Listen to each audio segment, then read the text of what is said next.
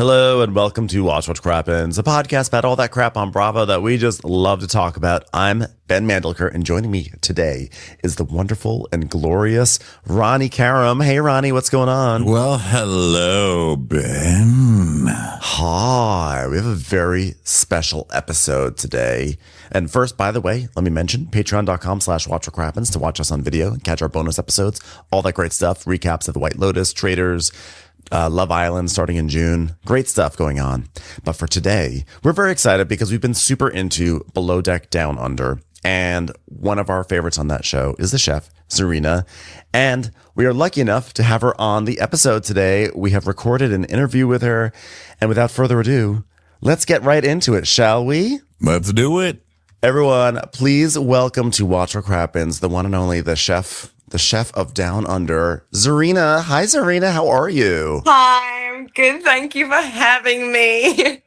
Oh my goodness, we're so excited to have you on the show, and we have so many questions. First of all, my first question is: do you know? Are you going to BravoCon this year? Okay, so I'm actually trying to look for the email to see where my invite is because it's obviously lost somewhere. But I really thought that I would be going, and I'm just every day like refreshing my email, like maybe they got my email address wrong because my invite should be here somewhere. But you never know who they're going to invite last minute, and hopefully it will be me. Well, just ask them. I think that's one of the things you don't wait around because they're wrangling so many people. Literally, like, who do I call up? Like, hi, Mr. BravoCon. I don't know. Yes, Mr. BravoCon is actually a real person and is in control of all the invitations we've heard. Well, if you Lara can get that email for me from Mr. BravoCon. We don't get emails. Are you kidding? We'll be outside their window, like climbing up. Like, are you having I'm going to be joining you by the sounds of it. We're just going to be there together, party. Like, oh. Just come anyway. I just go to that to gamble. So just come and we'll just play. True. We'll play. Yeah, we'll have a fun time. Oh, there we go. Yeah. Let's show an Airbnb and just turn up. Yeah, exactly. We'll just get a hotel across the street, and then you just come and say hi to fans anyway, and then just go back exactly. To gambling. Just go. Sorry, Asia. Sorry, Kate. Yeah. Hi. So how are you? So how's it been going with this second season of Below Deck Down Under? How's it been the second time around for you? Well, this is not just the second. It's just a complete.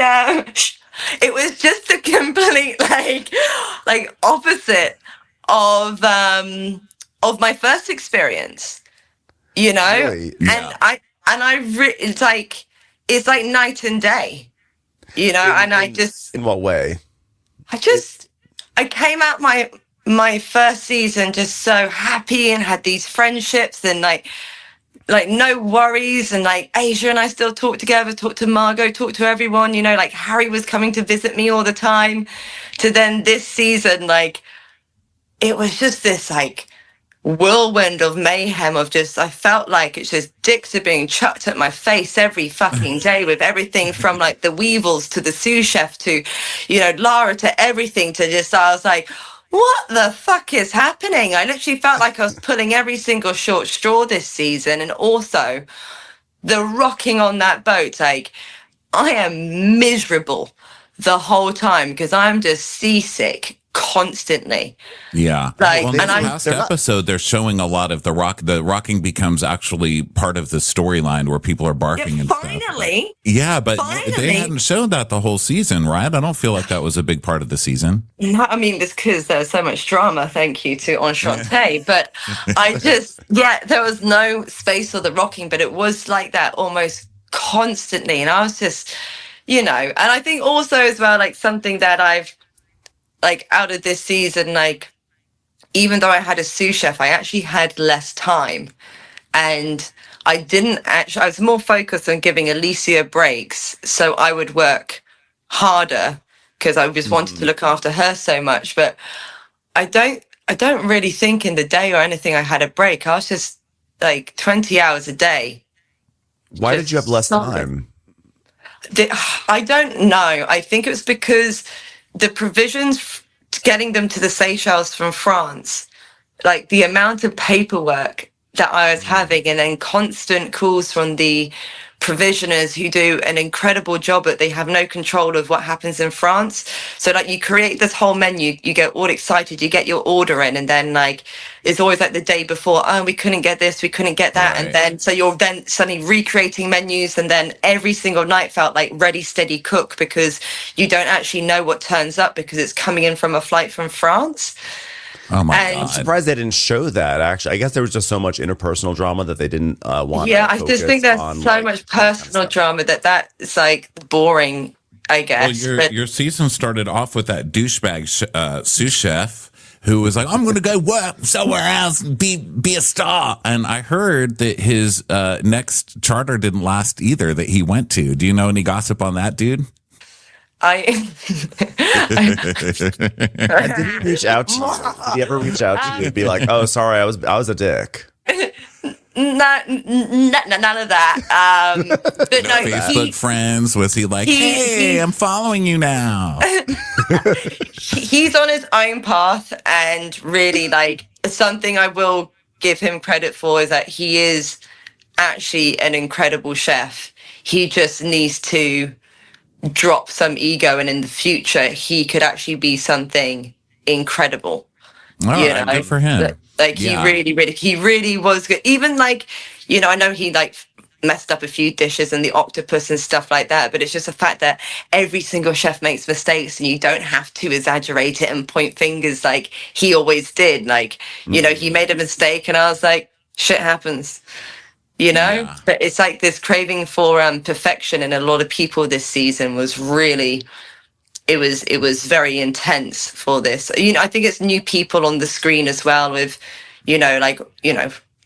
that this is how the world's going to see me, so I have to be perfect, when I think Right. like more personalities like Asia and I are basically like, let's just get the shit done, and cut as many corners Right. as possible and just smile as much as we can. Do you feel like, are the rules for like sous chefs kind of, are they just sort of subjective from chef to chef, kitchen to kitchen? Or are there certain things like industry standards? Like if you're a sous chef, you're doing X, Y, and Z. Like where was there like a disconnect, or that because he seemed to think that he was basically going to be essentially like a junior partner to you or something. And you were very much like, you need to do some of this stuff to help. You never really know what he's being prepared for coming on, but and I did do this post, I actually Googled what a sous chef's role is on that size boat, and it was everything that I was asking him to do. But the credit that I will give him for is the fact that he was used to huge boats, which I've been on also, where the head chef is basically in the office, and the sous chef does all the cooking and all of this, and the head chef just comes out to plate the food and go and gives it to the guests and takes all the credit. So I think because he's from these huge yachts, that he was used to doing that. But also on those huge boats, they have like, 3 crew chefs and 2 guys washing up, and he'd never been on a boat this size before. So I think it was just maybe like the mix up, and that's also from my side as a boss. I should have read his CV more and actually come to him and shown him on Google and like kind of explained to him like, on this boat, this is actually the role, so let's go with it. But also you're the boss, so if you say this is what we're doing, he should just be like, okay, this is what I'm doing. He can also just like get in line.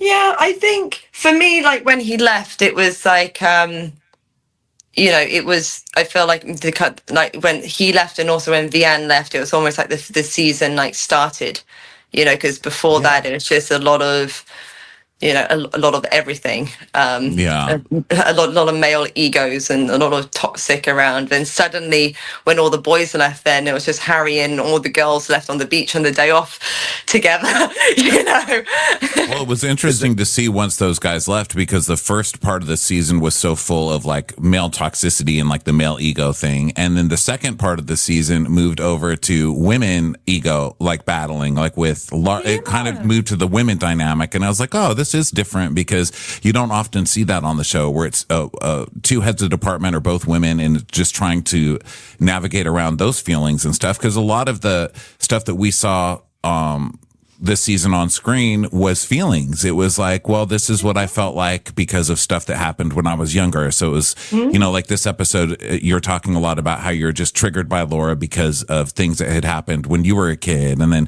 she's talking about like how she's triggered by you because of things that happened with her boyfriend and like how you acted, maybe went to lunch with her boyfriend or whatever after you were together. Can So I it was a actually total say different something about take that? on like egos and how they work together, say for sure. I literally was at the stage that my therapist was like, drop it, Tzarina, we're letting go. It's almost at the end.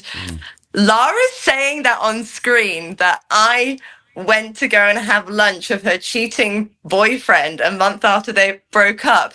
She sent me to go and spy on him to meet the new girl. Oh, and then she used it against you later. Yeah, That's now cold. she's used it against me. She was like, I need to know what this new girl's like. Go, like, go, no. And I was like, yeah, well, I don't mind him. I actually saw him at the boat show, recently. That's them, Yeah.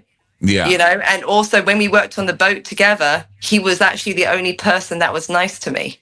So I will always take that. Yeah, and it must be hard. I would imagine that being a yachty is much like being a gay guy, because we always talk about when we go out, whenever you meet somebody that you're dating, you have to be like, okay, well, who did you bang in this friend circle? Because it's a smaller circle. We can't have that. I think I'm going to regret saying this, but it's just like, she uses, oh God.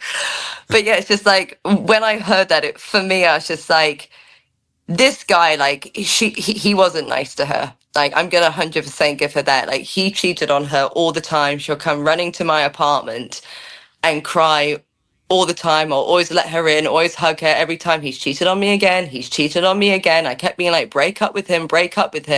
And now watching back this season, because they were working together, I was just thinking, God, all he had to do is say that she was late for work. You found the trigger point. That's all he had to do. That's all he had to do, and then it probably would have. That's so bitchy. Oh my God, that is so completely bitchy. But it's also funny. Well, you're at the right table for that. But that was actually really catty. I'm a little bit shocked at myself. I think I was just a bit tricky watching it back and being like, is this girl still lying? Well, yeah, she brought it into evidence. You know what I mean? You didn't bring it up out of nowhere. It was in the show. So you obviously had like a really a close relationship with Lara, enough that she would come to your place and would be either crying or whatever. Like, she would be venting to you about her boyfriend. So watching this season, obviously it seemed like a big turning point between the two of you, as presented on screen, was the mafia night, where there was the issue with the plates. And it felt like these were the plates that destroyed a friendship. And why were you guys not able to, like, given that you have like a friendship and everything, why were you guys not able to sort of like cut this off at the pass? And instead it really just got worse and worse and worse from that point on. For me, I just realized, like, if I say no to this person, it's going to make it worse for me. I was having, so Below Deck are incredible for this, by the way. After every single charter, I was allowed to take my microphone off and go and have 2 hours of therapy with my therapist. And so I think this is why I've kept a lot of my cool with certain situations, and also not kept my cool in a lot of situations. But basically, like, it's just like this constant thing that goes around in my head is that you can't say no to a narcissist. And so it was like this, like with the plates, I was like, well, if I say no to her, then that's when the war's going to start, but then I felt like I really lost something in me. And then in the end, I was like, she's just going to take everything from me and take my sous chef and take everything unless I actually start standing up for myself. And I can't believe that for the first time I've ever probably stood up for myself, ended up being on TV. Wow. Because it wasn't really about the plates, right? But it wasn't. Right. This is the thing. And it wasn't about the crew mess. Like, all the crew were helping out with the crew area. Adair every night was cleaning it. Harry would go down and clean it. Everyone would chip in and help. But it was just this like power trip of pokey. And I just always felt like I just had to like almost stand in front of Alicia and be like, no to her. You know? It seems wildly inappropriate. It feels like Alicia is supposed to be in the galley with you and you're prepping meals. You're doing, like, you guys are the smallest department and you have to service all these guests and all the crew. You guys have so much literally on your plate. And so it was just wild to us watching that. Like, why is she calling upon Alicia to clean this crew mess? Like, there's literally three deckies, like, 3 stews, and a swing. Yeah, and literally, and also like watching her like powwows lying on the bed talking about boys in the morning, like, so who's kissed who last night and all of this. Clean the fucking cream mess. Yeah. It's time for a commercial. It's time for a Crappens commercial. She got so upset when Alicia went swimming. So it's like, well, extra time. There's actually a different reason why she got upset over that. She basically, it's just, she wanted to say that Alicia was allowed to go swimming, not me, because before she had basically let her go swimming in the middle of other things that I've done, but they only showed it that time. Jason basically said to me as well, like your girl needs something nice. And I was like, yeah, she does. And Alicia gets very tired and she's not a morning person. And her brain just needed to wake up, So it's just like, the best way to do it is like, it's either get in a cold shower or jump in the water. And there was an opportunity for her to actually do something fun and get some dopamine and some oxytocin. But it was just, Lara was upset because she wasn't the one who said, you may go and do this. And I made this. Thing. Yeah. It's a control thing, kind of like the rest. I mean, a lot of the questions I think viewers have after watching it is so many of the below decks operate differently as I imagine different yachts do. I mean, in some of them, you see the chief stew and the chef go over what dishes are going to be used at the very beginning. Like, here we go. These are the dishes we're going to use tonight. And they kind of go over the theme and everything, where it seems like the dishes were something that happened in the very end, or, where she noticed at the very end, like, I don't want to use these dishes, or the crew mess. Like, if we're not deciding how the crew mess is going to be handled, who decides that? I mean, is that ultimately something that the captain needs to come in and say, okay, well, today I am going to come in and I'm going to delineate these, I'm going to make lines in the sand of who does what. Yeah, I think I do feel like I needed personally like a bit more from Jason, in the fact that, like, if you Google it, like, the chef outranks a chief stewardess, right? And also, like, I think one of my favorite comments was her being like, she doesn't even call me chief stewardess. I'm not here demanding, being like, please call me head chef. It's head chef Tzarina to you. Like, I just need to get out food and do it in peace. And actually have communication. And I'm so sorry that the radio doesn't match your sexy outfit tonight, but I'm going to need that communication from you. Yeah, When you said we definitely noted a new microaggression there. I was like, okay, chief stewardess noted. Yeah. When you made that comment, I've never had a stewardess, like, challenge me on plates, whatever it was. Were you trying to get under her skin in that moment, or was it just like you just were? No. It was just I'm fucking tired. I'm working 20-hour days. I'm on a night out, like, I'm so sorry that I didn't say chief, But when you watched it back, were you kind of like, ha? You're like, no, I'm like, I didn't mean to say that, but it was kind of funny that it got under her skin. No, I didn't really know. Like, I didn't see it I didn't see any of it in a malicious way at all, just because for me watching back, it's actually been really emotional. It's seeing a friendship that I thought was really strong, and I'm just watching it collapse more and more and more. And also I feel like it's brought out it's almost like she just knows how to poke me and try and get a reaction in these certain things out of me, so she can go, oh, see, I told you it's her. She's very good at antagonizing. That's the word. So we saw in this episode that you guys had made up. Jason told her, look, all you have to do is apologize. And she was like, yeah. And what? thankfully, and like, so she Jason, did, and it like Jason is just a hero at this point, but still she thinks, like, I'm favored in some way, and it couldn't possibly be that she's done something wrong. It's because Captain Jason favors me. It's like, why can't you just just really reflect and just realize that, like, it wasn't about favoritism. Right. Like, you actually have to take some accountability. And if the captain's telling you, just go and do it, because he's not telling me, and Captain notices everything. That man is like fucking, it's like a sneaky little cat that he's in every single department. He knows everything that's going on. That man, he just walks around really that quietly. guy's hiding behind the damn door every scene. Yeah, you see him kind of literally, lurking there, hearing what's going on. Jason knows what's going on. He knows the deal. He's got a stealth kimono. I thought it was interesting when you brought up mental health stuff that Below Deck is really good about making sure that there's a couple of hours to talk to your therapist. Because you see on some shows like The Bachelor where they have mental health people there as part of the crew. Is that how Below Deck works, or do you guys have your own people that you can talk to? So I've had my own therapist for ages, but I've also used the Below Deck ones. Whenever, at any point while filming, if we say to anyone that's around us, or even point into a camera and say, I need to talk to the therapist or something, they jump straight on it.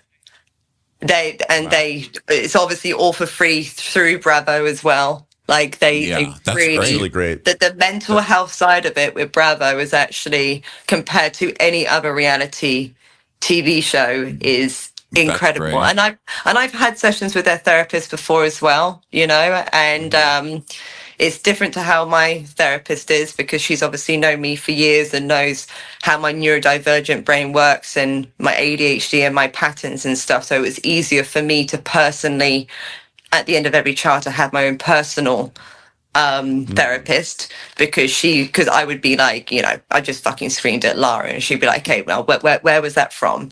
So she could help me navigate it. So much. I love therapy. Oh, I'm a therapy whore. Like, I imagine after, one thing that when I watch the season, at this point in the season, when things are so tense, it's remarkable to me that then you two both have to share a bedroom together.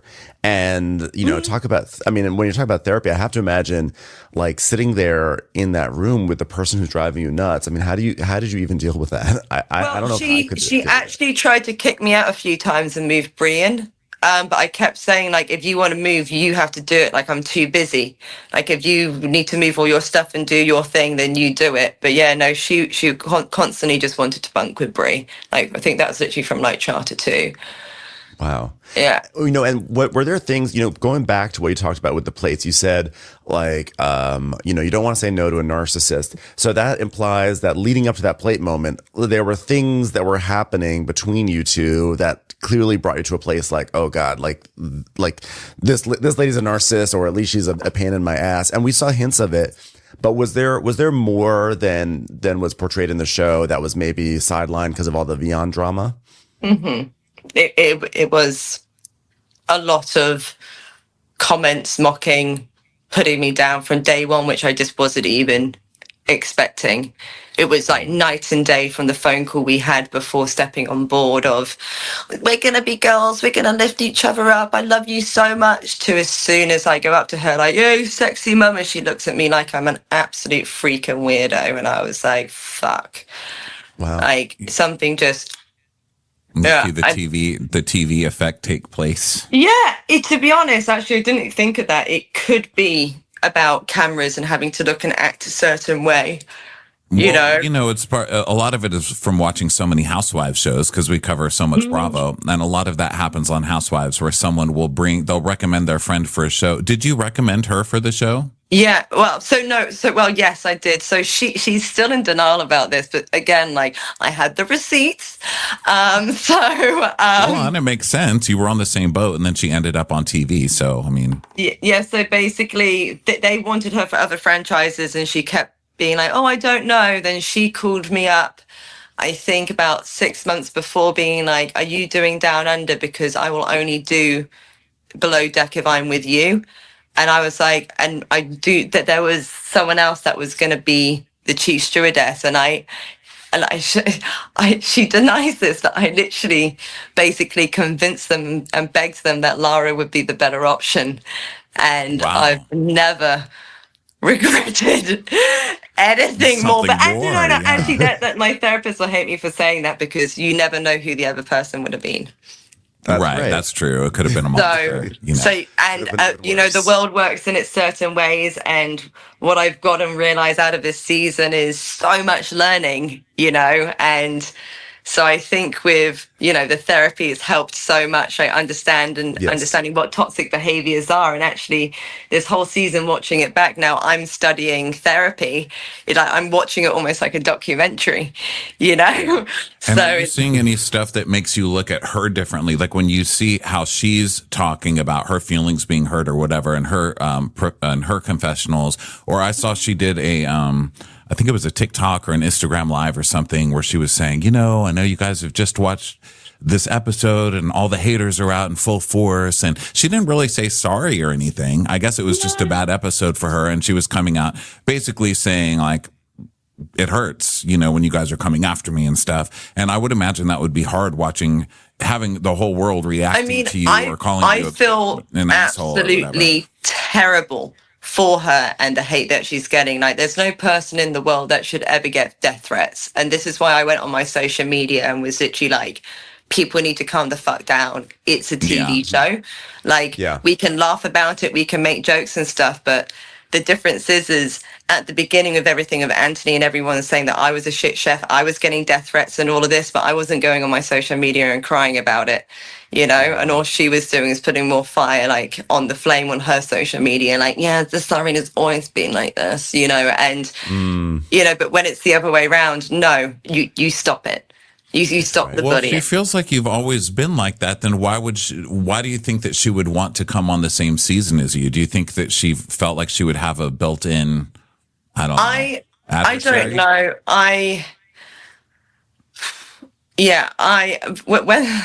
I really don't know, to be honest. Like, That's tricky.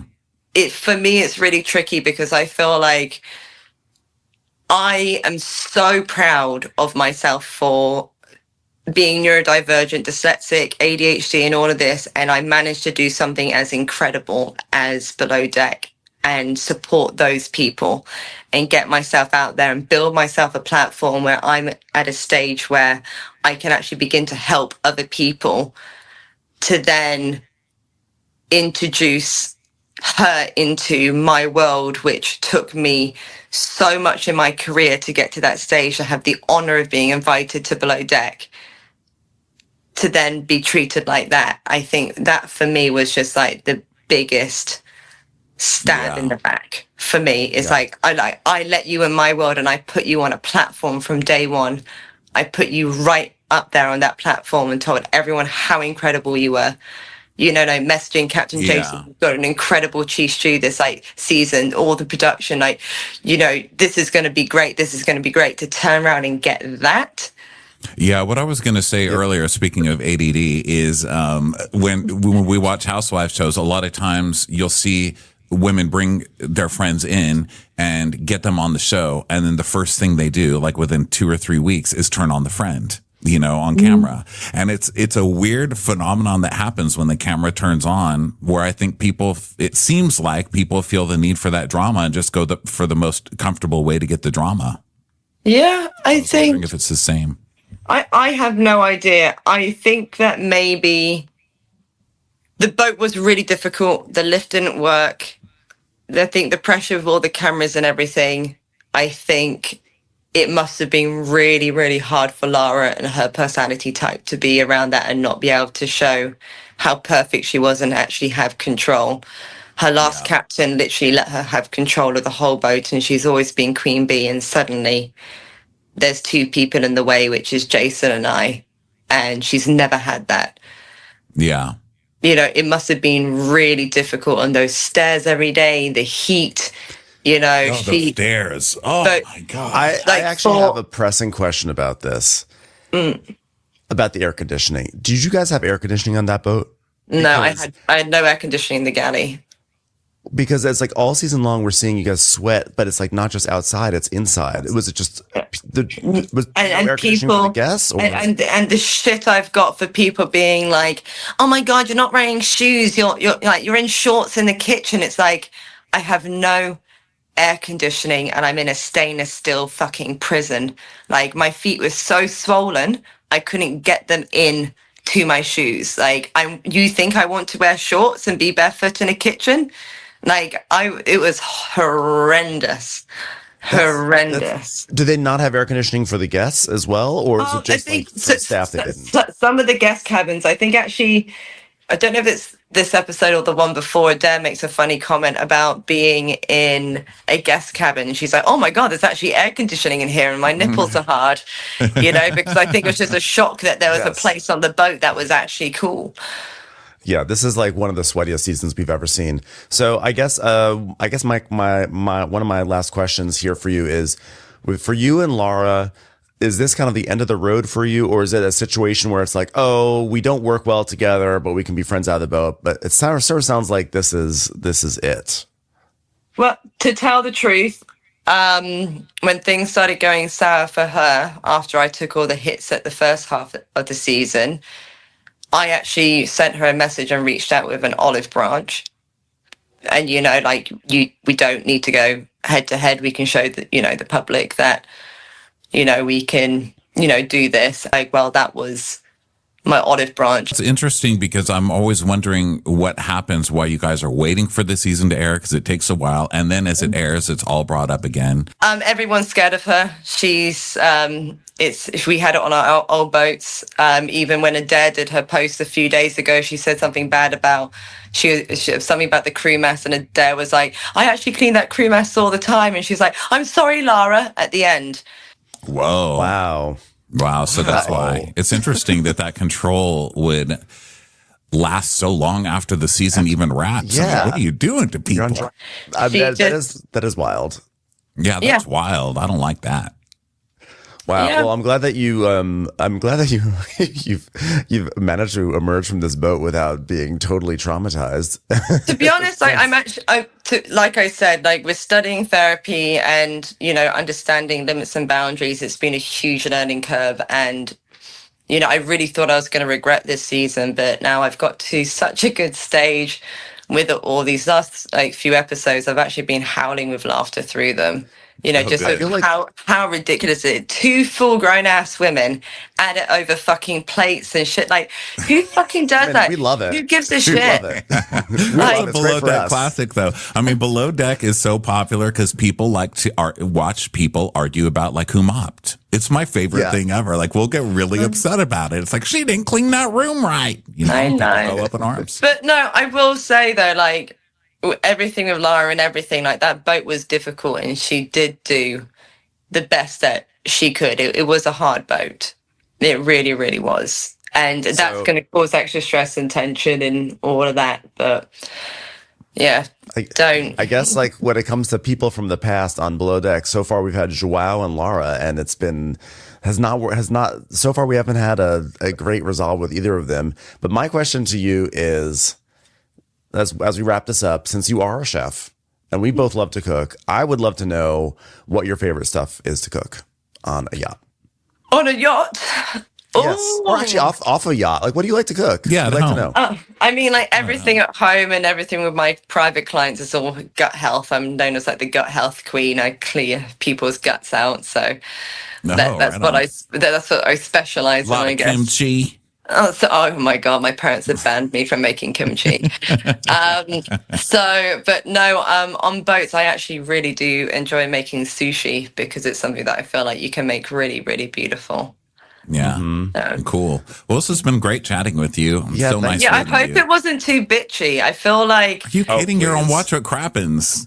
Yeah, I know, but at the same time, I don't want to crappens on too many people and upset me. No, it's not. It's not being bitchy. You're just talking about... The whole show is about your personalities in the season and how you work together and how it's all ended up, and it's extended past the season, so... Why not? Yeah. It's not bitchy. Yeah, I hope not. It's just, you're always so worried that you're going to, be accused of bullying or all of that. But it's just like, well, this is my version of how it happened and this is how I feel. Yeah, well, being accused of something and it being the truth are two different things, my friend.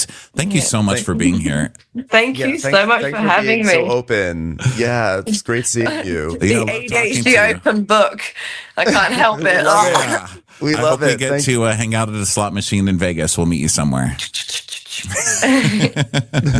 Absolutely. Thank you. Thank you so much for having me. Thank you. Watch What Crappens would like to thank its premium sponsors. Ain't no thing like Allison King. It's always a party on Allison Block. Our way is the Amber way. It's the Foster and the Furious. It's Amanda Foster. She can run my country. It's Angie McGovern. It's always automatic with Ashley Auto. Put your hands together for Carly Clapp. Get on the right foot with Chrissy Offit. She's not just a Sheila, she's a Daniela. Etchels. We never miss her call. It's Diane Call. Aaron McNicholas. She don't miss no trickolas. Hava Nagila Weber. You'll never hide from Heidi Eleanor Jones. I go, you go, we all go for Hugo. Jamie. She has no last namey. She's our kind of mess. It's Jennifer Messer. Sip some scotch with Jessica Trotch. She's our favorite streamer, Caroline Peacock. Kristen the Piston Anderson. Get a bee in your bonnet with Lacey B. Bringing the funk, it's Leslie Plunkett. She gets an A from us. It's Lindsay D. Let's give a kisserino to Lisa Lino. Fresh as a daisy, it's Maisie McHenry. We love her on the rocks. It's Melissa Cox. Megan Berg. You can't have a burger without the Berg. This is Livin' with Michelle Vivian. I love ya, Olivia Williamson. Tastier than Flanderson, it's Rachel Manderson. She sure is swell. It's Raquel. Yes, we canna, it's Savannah. Cast a spell with Shannon Spellman. Let's share with Sharon Eldridge. The Bay Area Betches. Betches. And our super premium sponsors. She's VVIP, it's Amanda V. Can't lose when you're with Amy Baldwin. Somebody get us 10 cc's of Betsy MD. We're taking the gold with Brenda Silva. Let's get real with Caitlin O'Neill. Don't get salty with Christine Pepper. Can't have a meal without the Emily Sides. Let's go into the woods with Guy Tubbs. Who, what, why, where, and Gwen Pentland. It's our queen, it's Queen Laifa. Nobody holds a candle to Jamie Kendall. Know your worth with Jason Kurth. Hail the Cork Master, the Master of the Cork, Jennifer Corcoran. We got our wish, it's Jen Plish. She's not harsh, she's Jill Hirsch. She's a little bit loony. Junie. My favorite Murdo, Karen McMurdo. She gets an A, it's Kelly B. We love him madly, it's Kyle Pod Shadley. We're ride or die for Lisa Ryder Barron. She's a whiz, it's Liz Sarthy. Always killing it, it's Lola Alkalani. The incredible edible Matthews sisters. She eases our woes. It's Melissa St. Rose. We're on the floor with Molly Dorset. There's a chance of meatballs, it's Rebecca Cloud. She's the queen bee, it's Sarah Lemke. Shannon, out of a cannon, Anthony. Let's take off with Tamla Plain. It's always a good time when you're wasting time with Bravo. She ain't no shrinking Violet Kuchar. We love you guys.